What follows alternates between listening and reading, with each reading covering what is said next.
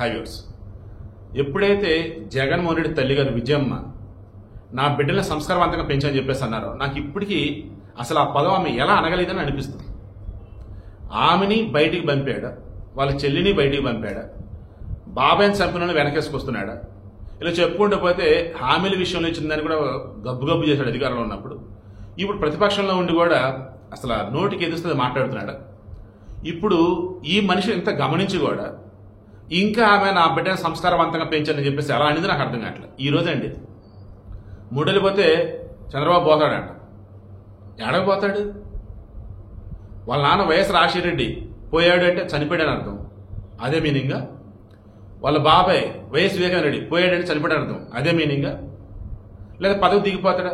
పదవి దిగిపోతాడు అన్నప్పుడు ఒక మాజీ ముఖ్యమంత్రిగా జగన్మోహన్ రెడ్డి ఏం చెప్పాలి? మూడేళ్ళు పోతే చంద్రబాబు నాయుడు దిగిపోతాడు, మూడేళ్ళు పోతే చంద్రబాబు నాయుడు పదవీకాలం అయిపోయేది, మూడేళ్ళు పోతే చంద్రబాబు నాయుడు రాజకీయాలు దూరం జరుగుతాడు, మూడేళ్ళు పోతే చంద్రబాబు నాయుడు ముఖ్యమంత్రి పదవి. ఇది కదా చెప్పాలి. బేసిక్ తెలుగు ఇది, బేసిక్ కమ్యూనికేషన్ ఇది. ఇవి తెలియకుండా మూడేళ్ళు పోతే పోతాడు, ఎడగపోతాడు, ఒక ముఖ్యమంత్రి పట్టుకొని మాట్లాడే మాటలు ఇవి. ఇప్పుడు చెప్పండి, ఈ జగన్మోహన్ రెడ్డికి విలువ ఇవ్వాలా? ఈ జగన్మోహన్ రెడ్డి గుర్తింపు ఇవ్వాలా? ఈ జగన్మోహన్ రెడ్డి మెచ్చుకోవాలి? కర్మరా నాయన, వీడియోలు వద్దు వద్దుకుంటే ఇవ్వాల్సి వస్తుంది. ఎందుకంటే ఇంకా కొంతమంది మారడానికి అవకాశం ఉంది, వాళ్ళు మారాలని చెప్పేసి నా తపనంతా. పోతాడు నా సోదరి హారిక, అతనేమో సొంత అమ్మ అడిగితే అన్నం పెట్టడు, కానీ చిన్నమ్మకేమో బంగారుగా చేస్తానన్నాడు.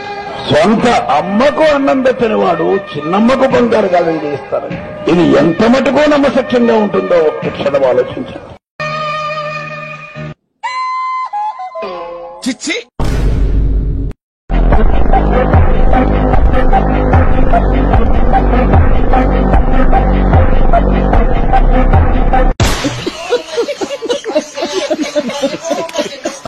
గట్టిగా కళ్ళు మూసుకుంటే మరో 3 సంవత్సరాలలో చంద్రబాబు నాయుడు ఎగిరిపోతాడు.